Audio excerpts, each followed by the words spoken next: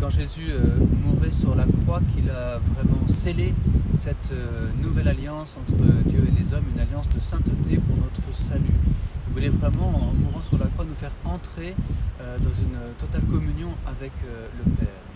Et il n'est pas anodin que la Vierge Marie soit présente évidemment debout au pied de la croix. Elle a vraiment participé du sacrifice de son Fils pour nous faire entrer dans le salut que Dieu voulait nous donner.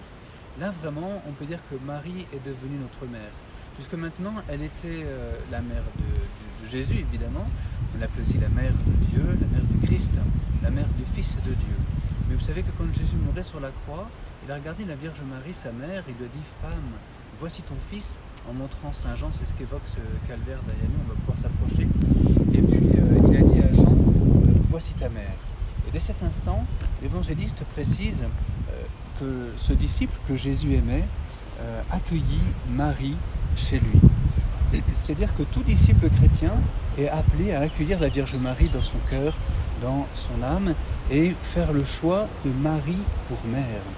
Vraiment là, nous pouvons être assurés que la Vierge Marie, quand Jésus mourait sur la croix, voulait devenir notre mère. Elle voulait vraiment nous tous pour ses propres enfants. Elle perdait Jésus évidemment, mais elle le retrouvait, pourvu que nous soyons disciples de Jésus, elle retrouvait son Fils en chacun d'entre nous. C'est pourquoi aussi, tout récemment, les papes ont voulu donner ce titre à la Vierge Marie, Marie, mère de l'Église.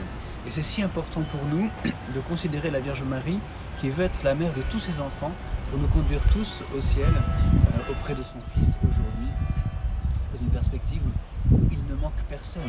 Quand on prie Marie, mère de l'Église, je pense en particulier à Lourdes, il ne manque personne, tout le monde est là au rendez-vous, tout le monde est là au rassemblement. Alors ça, nous pouvons vraiment prier la Vierge Marie dans ce sens. D'abord, à choisir pour chacun pour soi, la choisir pour mère, et la prier pour mère de tous les hommes, mère de l'Église.